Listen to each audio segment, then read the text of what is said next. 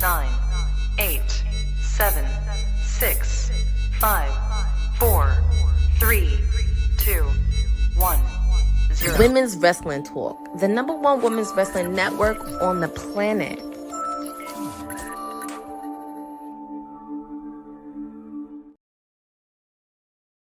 Happy Monday, everybody. This is your timeless elite, your PR princess, Stone Cold Courtney, whatever you want to call me, with you on this jam-packed Monday edition. As you can tell, not only we have Raw at 7 p.m., we also have a double header of Monday Night Football. If you guys watch football or anything, obviously you know I'm supporting my Dolphins because we played the Jets on Monday night at home. So there was a lot to unpack. Obviously, of course, we had NXT No Mercy over the weekend, so we'll do a recap of that. We also had TNA Victory Road. Lots of stuff happening, but I am not doing this alone. I am so happy to have her back because she's been working from Miss America to handling everything else. Happy to have her back on this Monday. Victoria. Hold on. Are you there?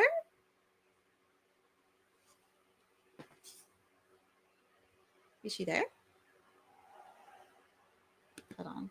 I think she froze, so hopefully she comes back. Hey.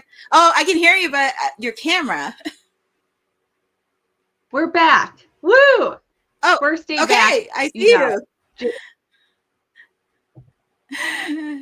Oh my goodness. Little technical difficulties, but how are you on this Monday? I'm doing good. I'm excited for a full week of wrestling and yes, NFL. My team played yesterday. I am from Western New York, which means I am a Bills fan. So we'll see what happens this year.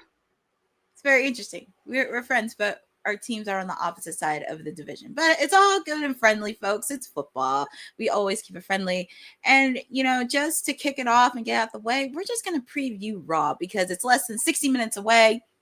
Coming to you from Raleigh, North Carolina, as they're getting ready for on the road to Crown Jewel in Perth, Australia.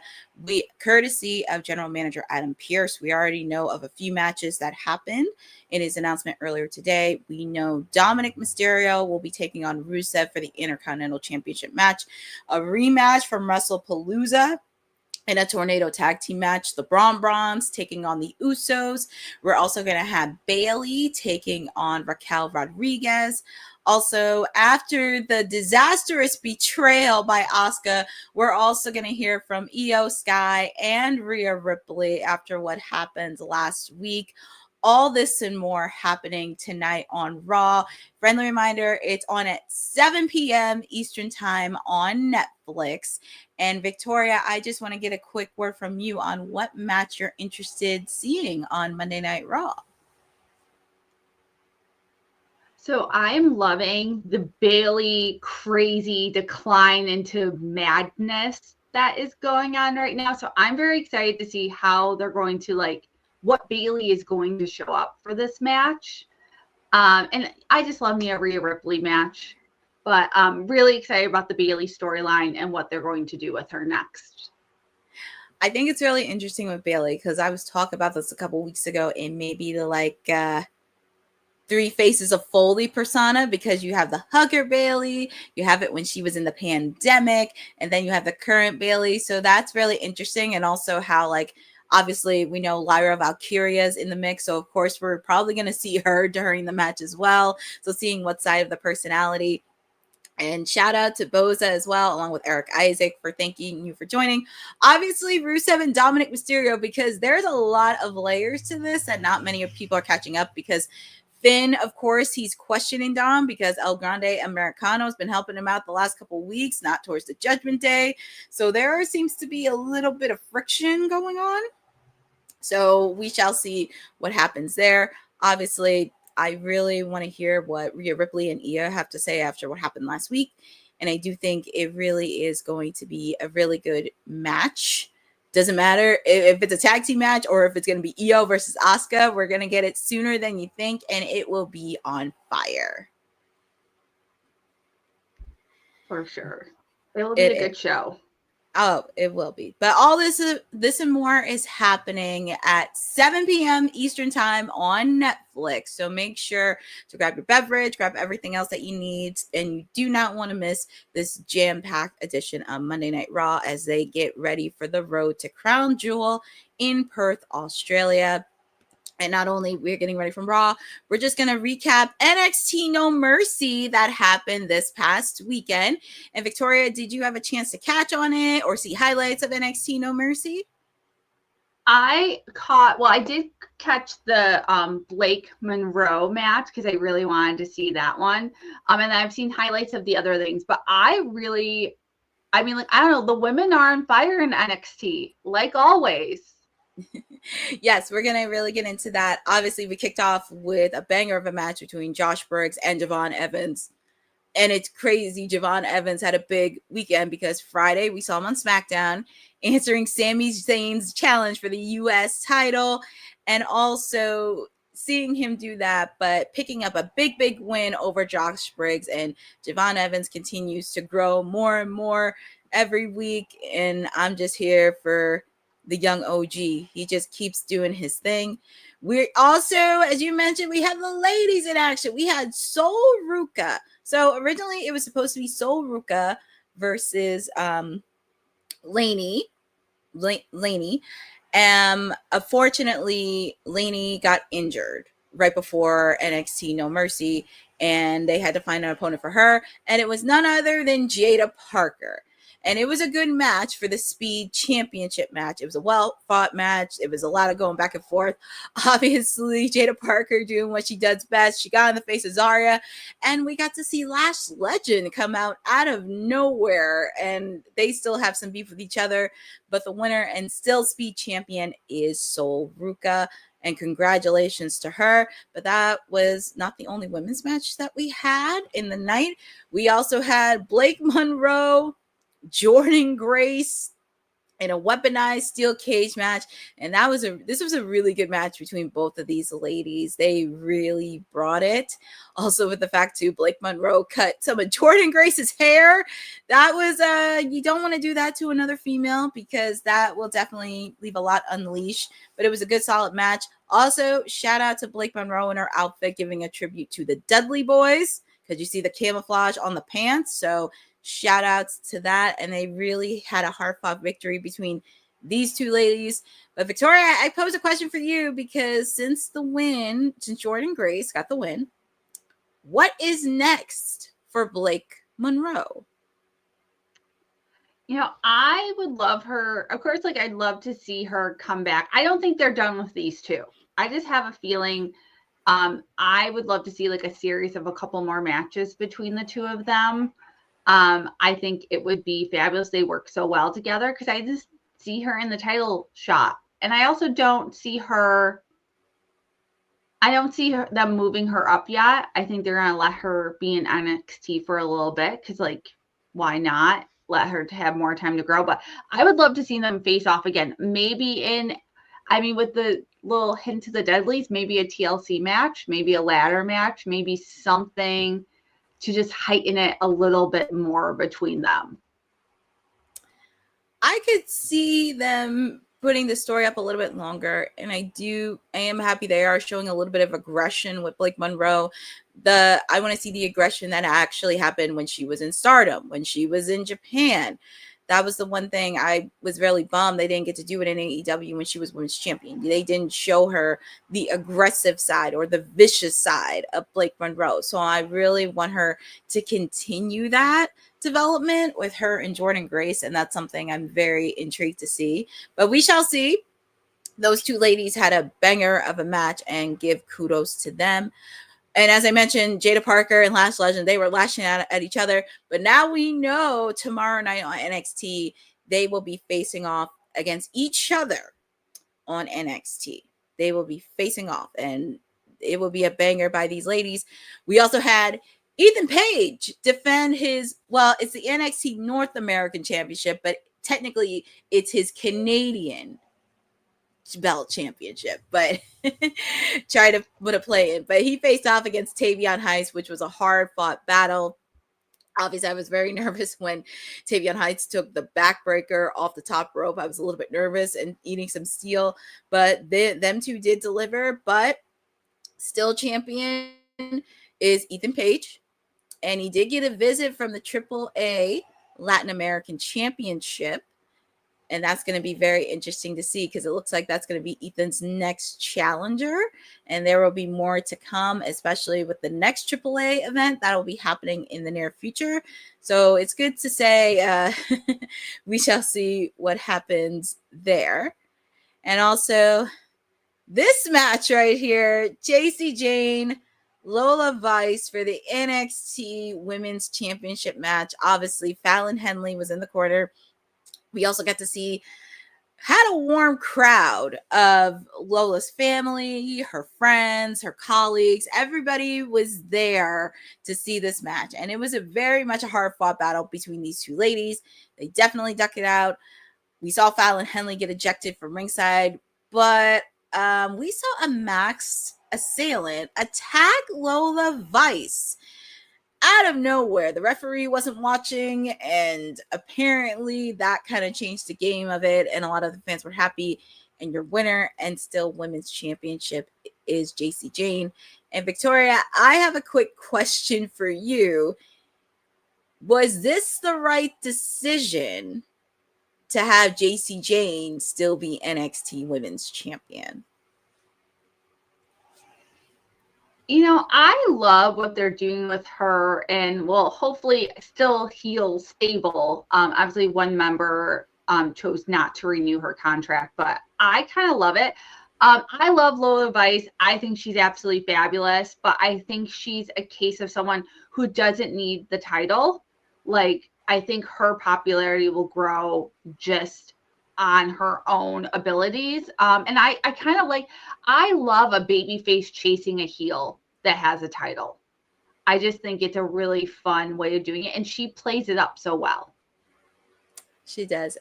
Yeah, Boza, our resident mayor, was not happy because he is the spokesperson for Vice City. And I will say it would have been nice for Lola to get the title since it was at her hometown of Florida. Obviously, we don't know what's going to happen, but very curious what's going to happen tomorrow, especially with that maxed assailant, because people are saying Lainey Reed. Obviously, we don't know who it is, but I feel like it won't be the last time you see these two ladies go at it. And Lola will have a lot to say tomorrow. But congratulations to JC Jane on, and still, the NXT Women's Championship, but it won't be the last time you see these two ladies. And then we get to the main event. Obafemi, Ricky Saints for the NXT Championship match. It was a hard-fought battle. It was a very hard-fought battle between these two. They definitely put in a hard-fought battle in, and everybody thought our councilman's client, Obafemi, was going to retain the title, but unfortunately that didn't happen, and the revolution is now Ricky Saints is your new NXT champion. And Victoria, I'm going to give the question off to you. Did they make the right decision on Ricky being the new NXT champion?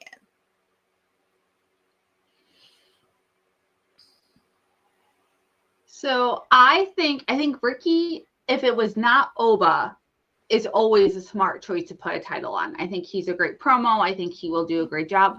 But my question is now, what do you do with Oba? That's my biggest concern. And I feel like it might have still been too early to defeat him. But I'll let this one play out a little longer. But I am concerned, like, I don't think they're bringing Oba up to the main roster yet. That's not, like, just my guess right now. But I don't know what you do with him now that he's been defeated. I think Ricky's a great choice, but I just worry about where they're going next with him. What about you? Yeah, it's going to be that was a question I had, is what are they going to do with Oba next? Because I'm just kind of like going in my head thinking, like, maybe if they don't want to put him in main roster, maybe he could try TNA. because I know he has floated in TNA a few times, because I know they have a few guys in their roster. He has faced off against Moose before, but it would be nice for him because he showed up a few times when he was champion. So that was also another option that I had. But I mean, I wouldn't have a problem. I mean, he's ready to go for main roster. It's just like the matter of time of when is that going to happen, because I'm sure they don't want to rush it. They want to make sure this is planning accordingly. Also with Ricky, and especially because we heard this many times on the men's division being very weak, I do think this is a good opportunity for Ricky to be champion, to really float around in the men's roster in NXT and really get some guys to step up to the plate, and also get him into some serious storylines. I wouldn't mind seeing him in a program against Miles Bourne. I wouldn't mind seeing him in a program against Lexis King. I wouldn't mind if he was in a program with Javon Evans or Josh Briggs or a few others somewhere down the line. Or heck, he could even show up on TNA and challenge somebody on the roster who doesn't have a belt, especially with this whole invasion happening. So there is a good opportunity there. And also it kind of really helps that kind of umps up the men's division, but we shall see on that. But congratulations to Ricky Saints being the new NXT champion, and that covers NXT No Mercy. Also, we did have a quick announcement from Ava, and Boza, you actually mentioned this too. We're gonna have NXT Invasion Tuesday, October 7th. And as you can tell, it is going to be another edition of the Tuesday Night Wars, because not only we're going to have this, we're also going to have AEW Dynamite Title Tuesday happening that same night. And Victoria, I'm going to have to ask you this question, because how are you feeling with NXT announcing this invasion between NXT versus TNA? Oh, man. And also colliding with AEW Dynamite? I mean, it's kind of becoming obvious between WrestlePalooza we talked a lot about, and then this, like, it's not really necessary. I mean, like, I get it. If you're the big dog, you want to kind of like, stick it to the little guys. But you think about like who they're probably gonna have on Invasion Tuesday, they're gonna stack that show. Like just and like things that everyone would want to see, right? So and like wrestling fans in general, like in the comments right now, yeah, like the Hardy Boys, like how could you not? Like I'm tuning in for the Hardy Boys, of course. But yeah, it's kind of becoming a little obvious, and I also wonder if I don't know. I just don't think it's necessary. Like, do it on a different night. Make it into a pay-per-view. Do something really like. It doesn't need to go up against a Dynamite episode. I feel like it's just poor sportsmanship at this point. I did not think this was going to happen too soon. I really thought they were going to wait till War Games and Survivor Series, because when William Regal came on and made the announcement of War Games, I was like, oh, okay, then I could see it happening, lasting until War Games, Survivor Series, and at least give time to build up. And yes, Bosa, you mentioned tomorrow night, Dark State versus the Hardys tomorrow on NXT. And pretty much it's a winner takes all match. But I do like the concept. I really thought at least it would hold up until War Games for Survivor Series, because that would have been very interesting. I love the concept.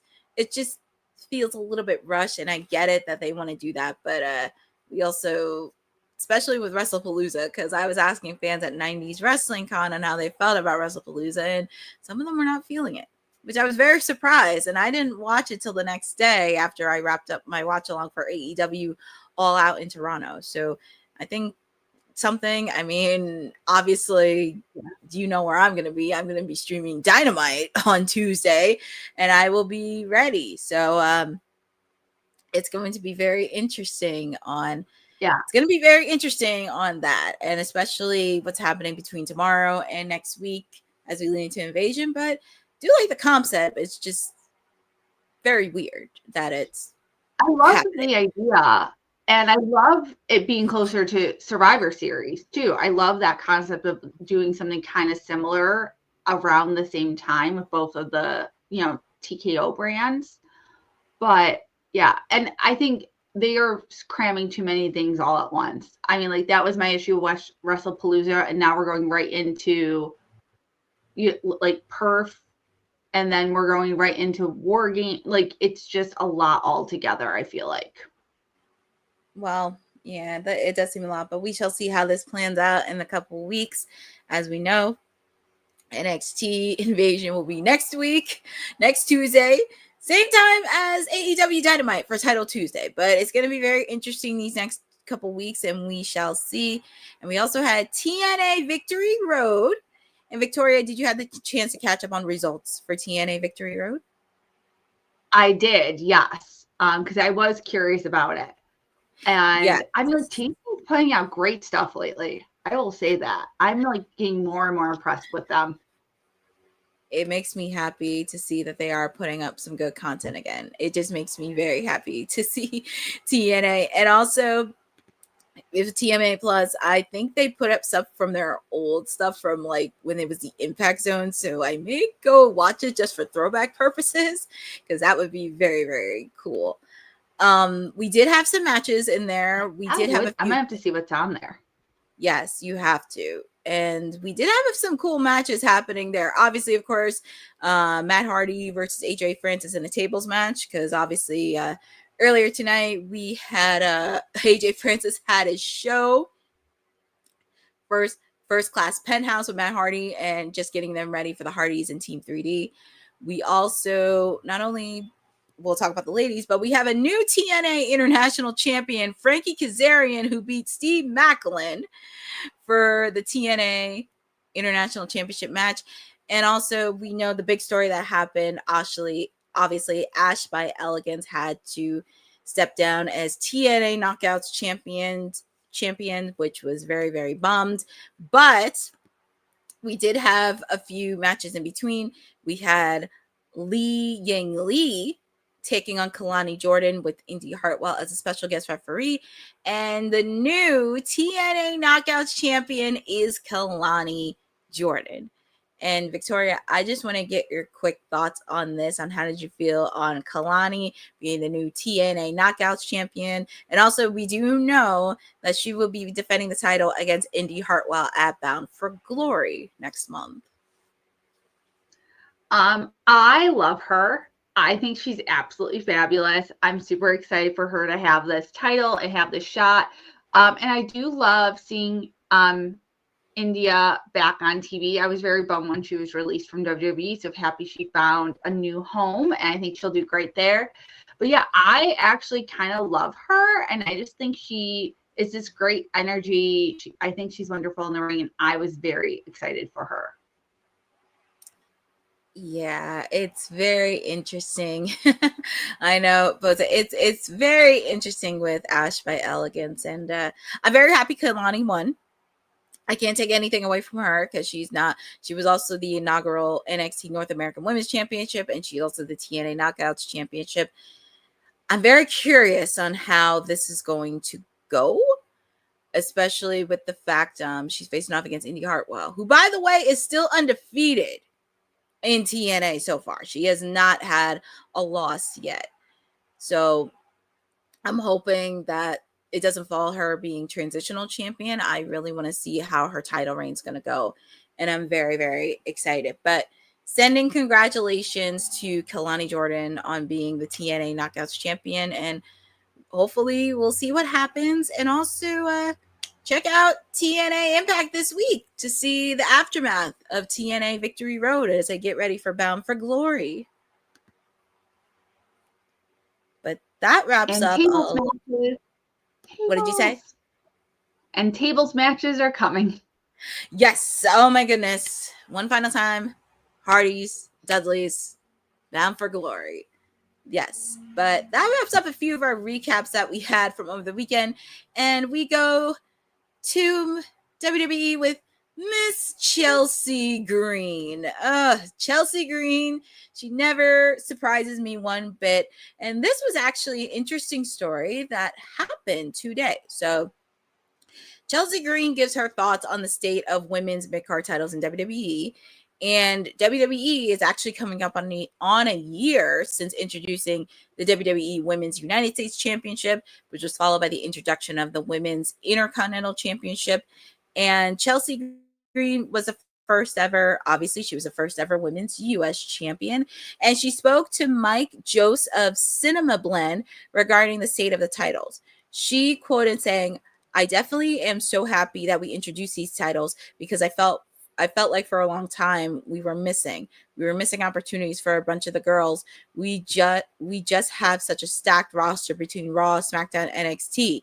I mean, now we've got ID, we've got Evolve, we've got LFG, we have so many different brands, and we just didn't have enough titles to really represent all the girls and the variety of women, and I'm very happy that we got them.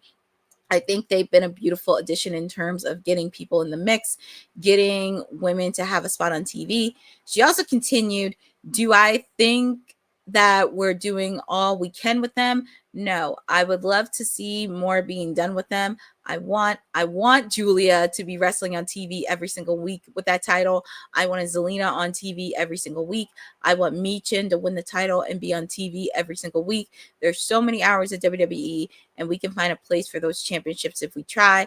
It's tough. I'm not a part of the creative meetings. I don't know how that looks. So all that I can do on my end is make the title mean something.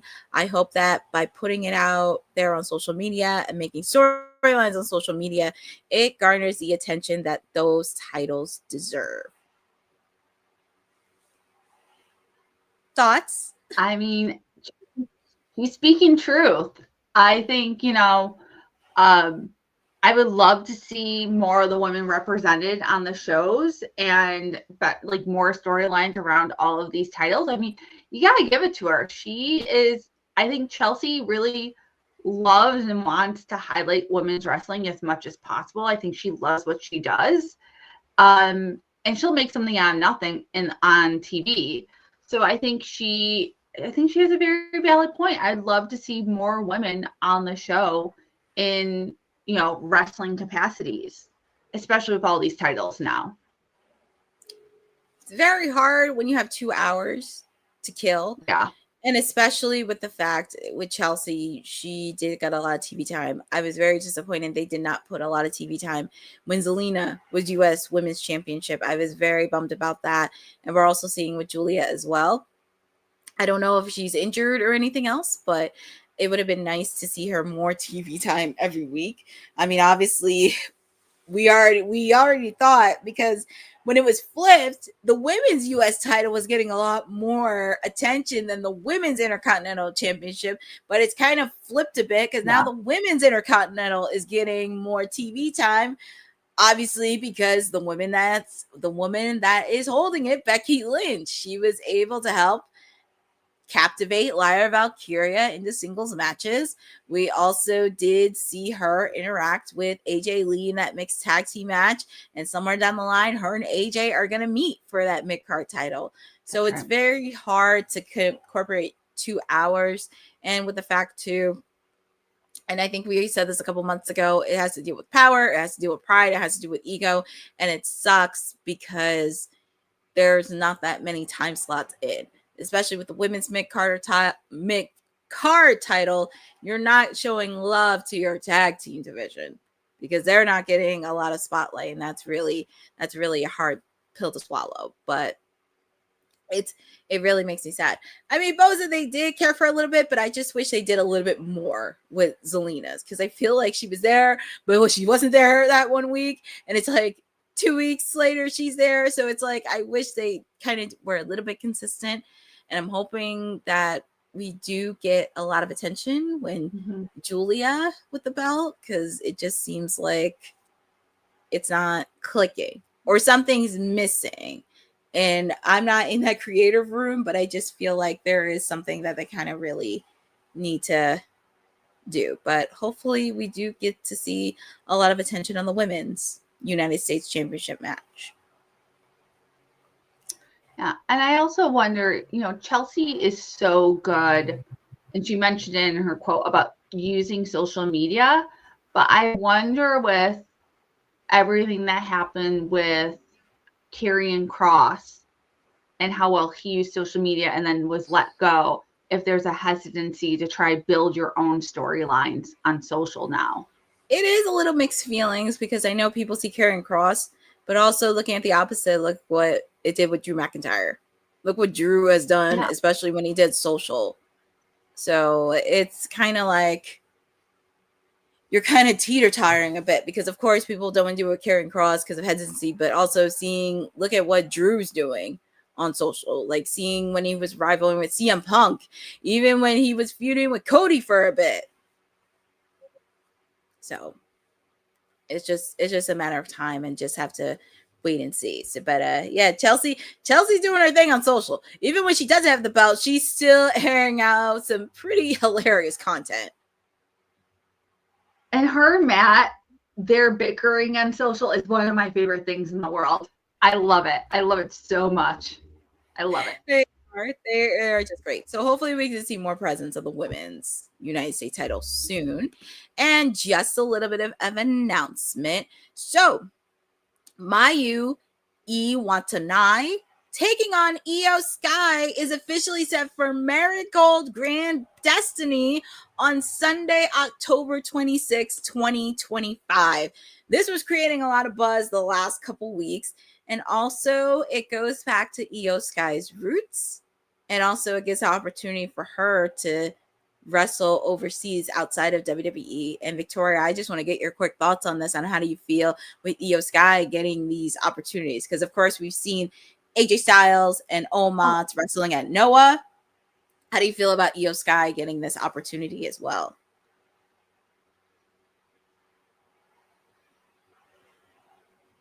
I am so excited for her. When I saw this, I just got a little giddy because I feel like we haven't seen her out, and I could be wrong. So if someone remembers her wrestling outside the States since her big WWE run, let me know. And I might have missed it, but I feel like I just hope it's this wonderful homecoming for her. I hope she has the best time. I hope she really gets to embrace what she's been able to accomplish. And I love that she will be wrestling someone to hopefully, put some rub on someone else. So I'm very excited, and I hope it's fabulous for her.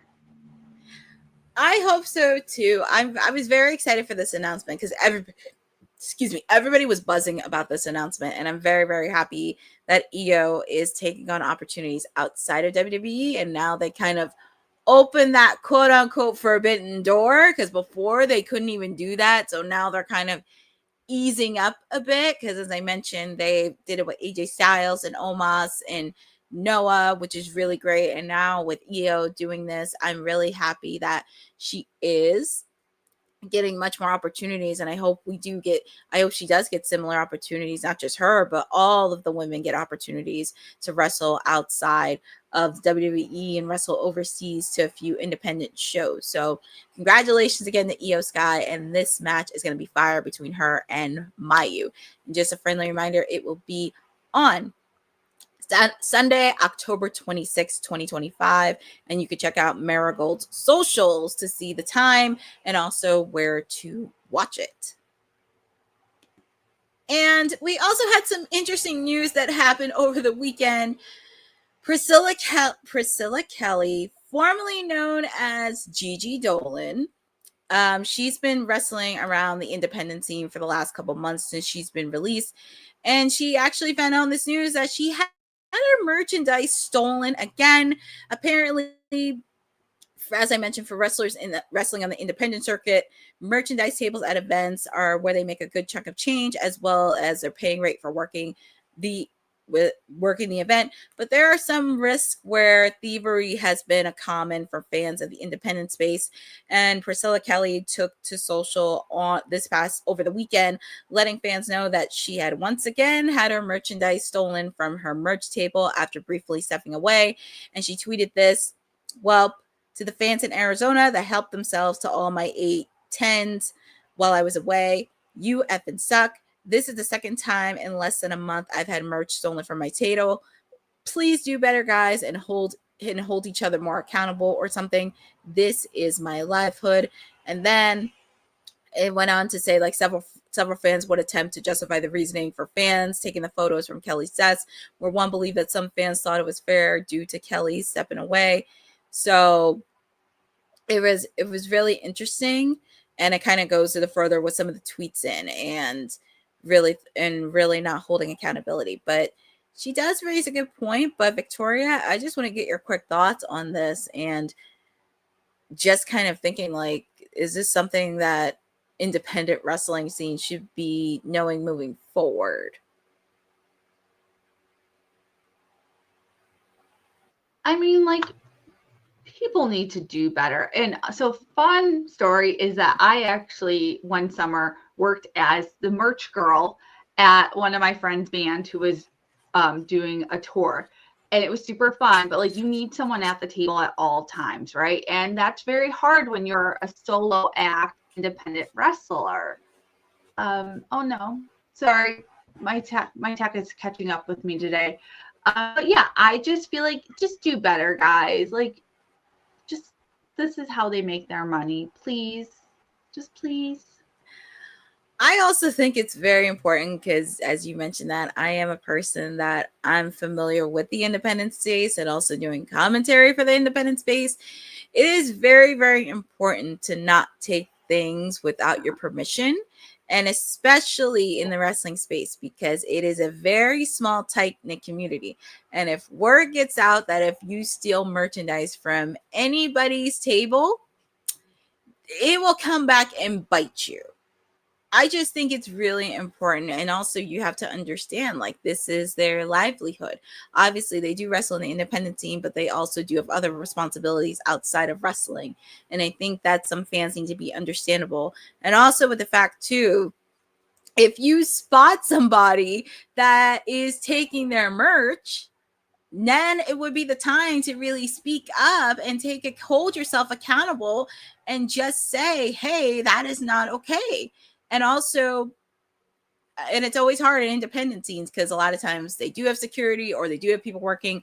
It's also very important, especially for staff as well, to really be alert on this type of stuff, because no talent should ever have to worry about their own personal belongings, because they took their blood, sweat, and tears to create their merchandise, to make a living, to go there and travel from show to show. So it's just a friendly reminder, like, do not do this. Do not be a dickhead, and just really respect their merchandise and just pay up front. Because at the end of the day, they're human beings. They're human beings and they have jobs. Yeah. Be better, guys. That's why that's the message from that.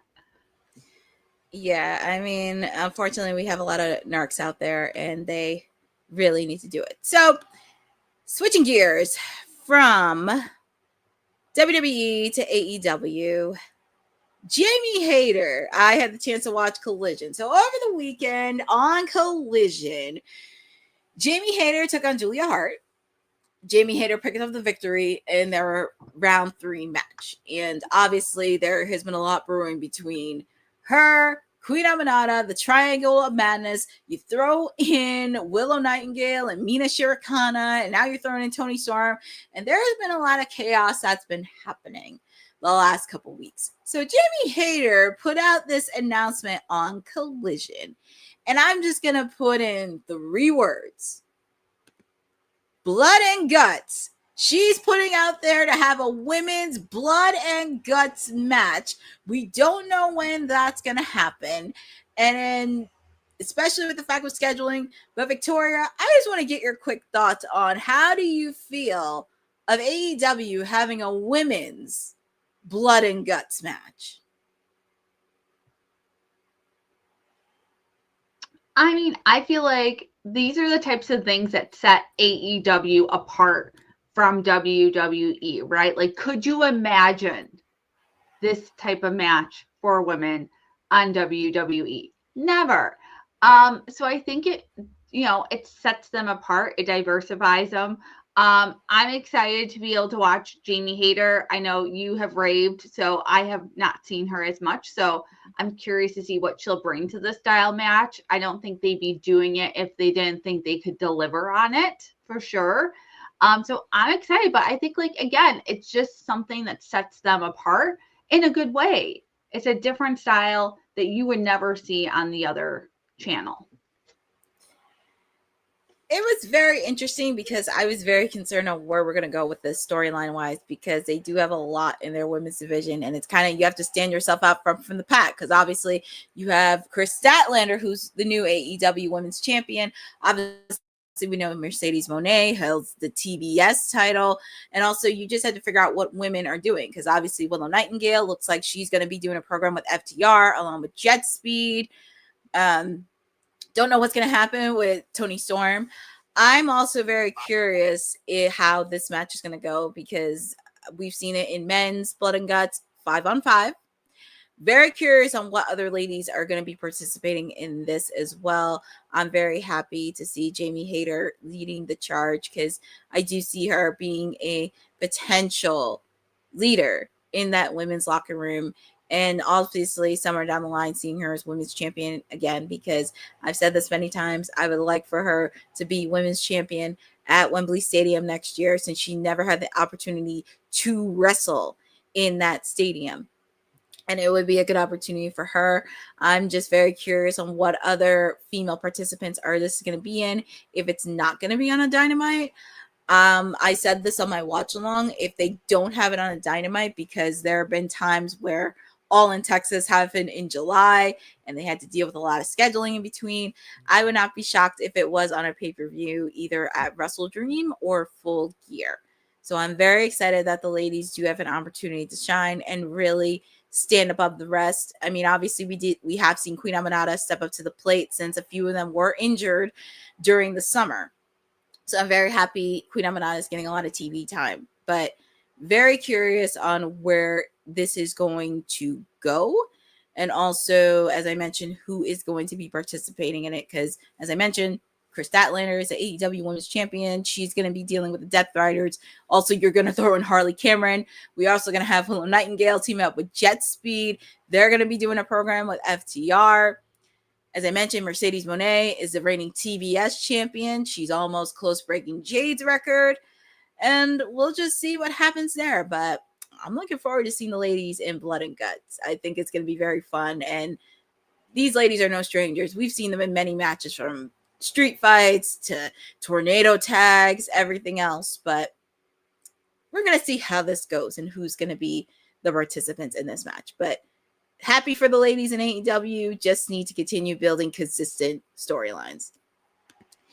And speaking of Jade, because if you watch SmackDown on Friday, there was a lot of buzz that happened in the triple threat women's main event. It was a great match, but obviously it was a botch ending, as everybody says.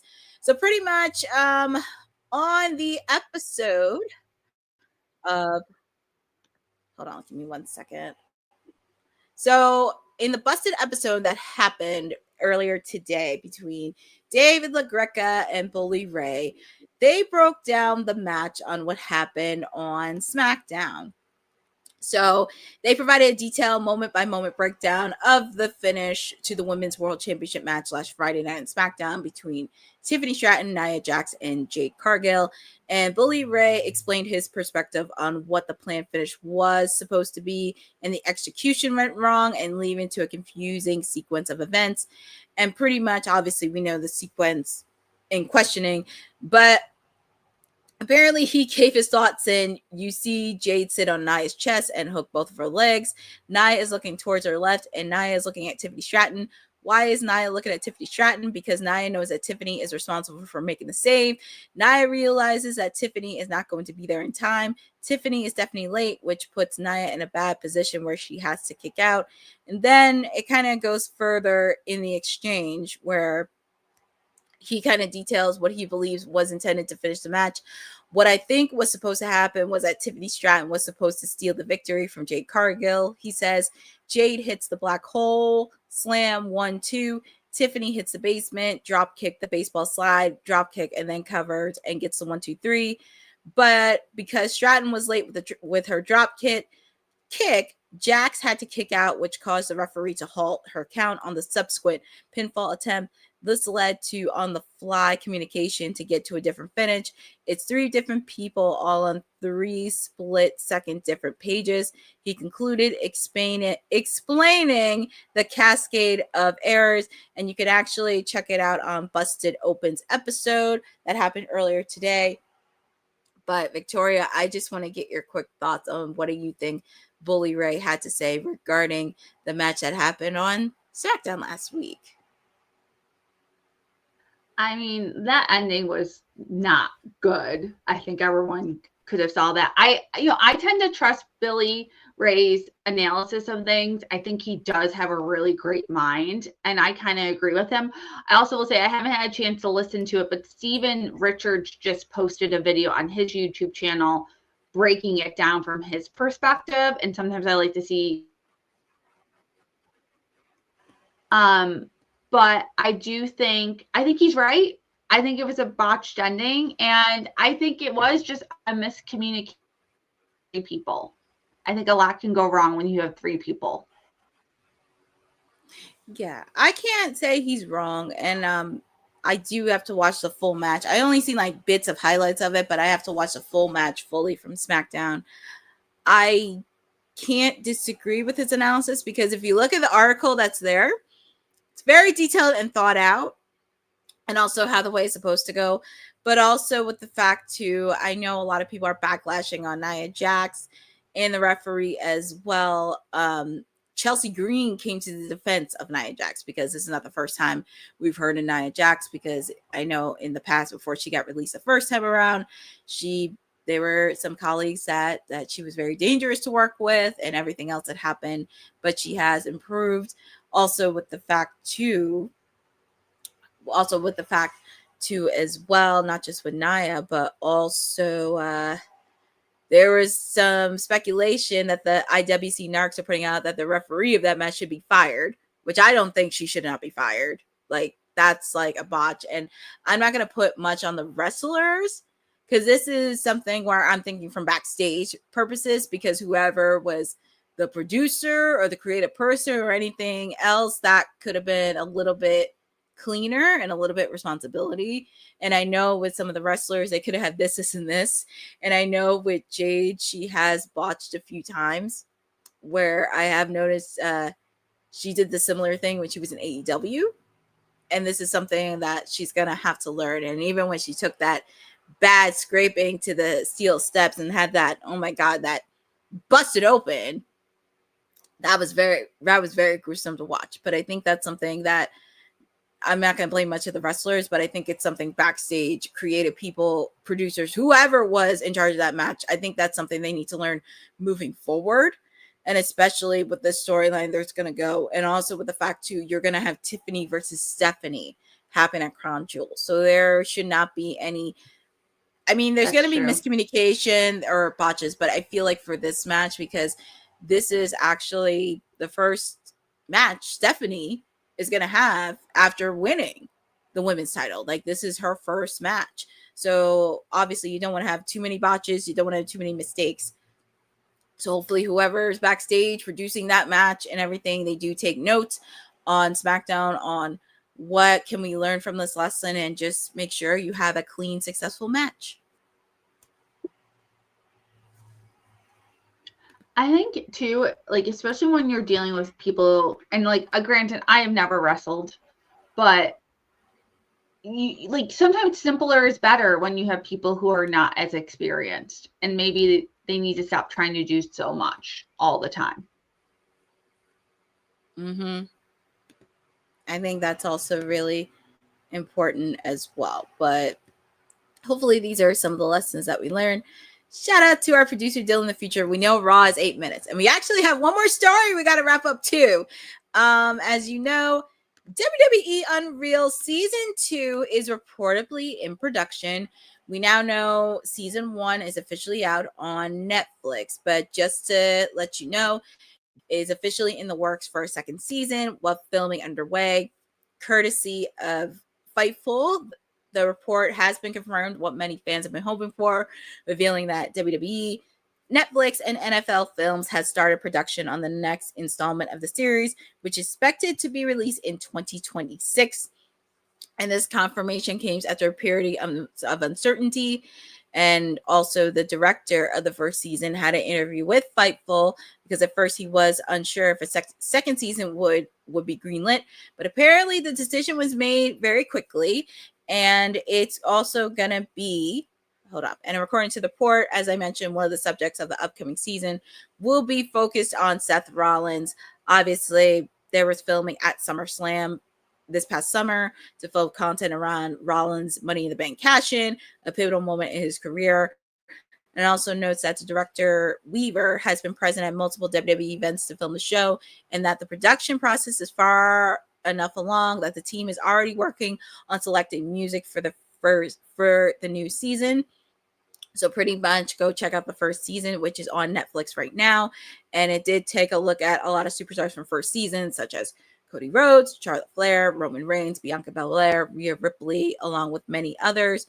And also the choice of Seth Rollins as a subject for the second season is a logical one, as he has been one of the top stars in WWE over the past decade. And the new season of WWE Unreal will likely chronicle his journey to becoming the World Heavyweight Champion and his rivalries with the likes of Roman Reigns and CM Punk. Just some quick thoughts regarding Unreal. I enjoyed the first season more than I thought I would, quite honestly. I think Seth would be great. I would love 1 or 2 episodes about the Royal Rumble. Just give us the breakdown of that sucker, because I think that's such an interesting thing that I would love to see more of. I know that's going to be very interesting to see, because it's going to be very interesting with the season. And I was happy we did get to see for first season in the writer's room and creative room, but they didn't show like all the cameras of it. They just showed little bits of it. But we shall see what happens in second season. Just very curious on how this is going to go. Obviously, season 1 has been very successful. I know some wrestling fans are not too happy with it because that takes away the secrets of kayfabe. But for me, since I work in the publicist and comms and media field, I'm always curious on the behind the scenes stuff and how the production and the process works. So that's always been very, from a curiosity standpoint, that's been very interesting for me. But as a fan, it's like, okay. But I will still watch it just for behind the scenes purposes. And this will be something to look at with Seth Rollins' journey as World Heavyweight Championship. But make sure to catch the first season of WWE Unreal. It's on Netflix right now. And we actually made it through all the stories for right before Monday Night Raw. And we only have 4 minutes left. That's a record. And football. Yes, that is a record. We made it through that. So pretty much we've had a very jam-packed WWT Live, everything else. And yeah, we're going to get ready. So get you ready. We got you ready for Raw, which is happening on Netflix. And also, we got a double header for Monday Night Football. I don't know. Well, Dylan, to be fair, Professor did show up on Kayfabe podcast. He did. And Dylan, yes, we did have a Raw preview to kick off the show. And thank you, Bozo. We did have it to kick off the show. Hi. Is Victoria frozen? Because I know she's been having internet issues. I'm so sorry. My computer's trying to restart. Clearly, it wants me to go watch Raw. Well, Victoria, we're just getting ready to wrap it up. My computer keeps trying to restart. Sorry, y'all. But yeah, we did our jobs. Yes. But we're getting ready to wrap up WWT Live because we got Raw and we have football. But Victoria, where can the people find you? You can find me everywhere at Victoria Waco on all platforms. So come hang out with me and talk wrestling. I need more wrestling peeps to talk to. Well, that wraps up our WWT Live edition with Victoria. And the people can find me chirping periodically on Mondays, Wednesdays, and Friday on WWT Live. I don't care if I get sued or anything else. Wednesdays are Timeless Elite Wednesdays with yours truly, because we have a special watch along. AEW Dynamite celebrates 6 years. It is 6 years because you get to spend it with me. I may bring you some cake to celebrate, and we can go back in time and pick out our favorite moments from AEW Dynamite. So you get to hang with me. Also, a friendly reminder, next week, yes, Boza, 2.5 hours of AEW Dynamite and Timeless Elite Wednesday with me. Also, next week, I will be doing not one, but 2 watch-alongs next week for Title Tuesday. And also Wednesday is a special Collision episode, because Collision very rarely happens on Wednesday of next week. All this is happening to celebrate Homecoming and 6 years of Dynamite. So there's a lot happening. So make sure to check out Timeless Elite Wednesdays with me for the watch-along as we get ready for the Road to Wrestle Dream. Also, make sure to follow my socials at CourtneyNJ11, because this past weekend I was at 90s myself and Honey. We were at 90s Wrestling Con over the weekend. So make sure to check out content. We do have a lot of content that's going to be happening soon, and have interviews with Terry Reynolds, Dawn Marie, and also had a taste of wrestling royalty of interviewing the daughter of the Hall of Famer, the British Bulldog. All these interviews happening in the coming days. Also, make sure, special shout out to ISPW Wrestling. Make sure to check out all their shows that are happening in the fall and holiday season. And also make sure to check out the next show I will be commentating for is November 7th with Girl Power Pro Wrestling. It's the second all women's event that they're doing. And we just love to support women's wrestling, even on the independent scene. So definitely check it out there and all the content that is happening, not just on wrestling, but also pageant stuff and stuff I'm doing on my part to make sure I spread it with all of you. But definitely want to give a quick shout out to everybody in the chat. Eric Isaac, Boza, our producer from the future, Dylan popped in, and definitely shout out to my siblings for Kayfabe Podcast. So make sure to check them out every Thursday as they give you the breakdown of everything that's happening in the world of wrestling with Raw, SmackDown, and also NXT. So definitely want to give a shout out to all of you. And also, make sure to check us out. Make sure to check us out this later in the week. And also make sure to support Women's Wrestling Talk. We are the #1 women's wrestling network on the planet. And also make sure to check out this really cool project that we're doing, celebrating the Women's Archive of Women's Wrestling. Women's wrestling didn't just show up yesterday in glitter boots. We've been here the entire time, body slamming through history. The Women's Wrestling Archive launches January 1st, 2026, and it's gonna pave the way for all women's wrestling. Because if we don't document it, a man might say he did it first. This has been a passion project for a very long time. Head over to the womenswrestlingarchive.com to donate 1, 5, or whatever you can. It all goes a long way. Let's give these women the spotlight that they've always deserved. Her story belongs in history. Help us preserve it today. Join us at womenswrestlingarchive.com. Support the archive. Support women's wrestling. Donate today. Thanks for joining WWT. Don't forget to like us on all social media platforms at WW Talk Pod. Like and subscribe on all video and audio platforms, like yesterday, my G. And check out our website at www.talkpod.com. Thanks for watching Women's Wrestling Talk, the #1 women's wrestling network on the planet.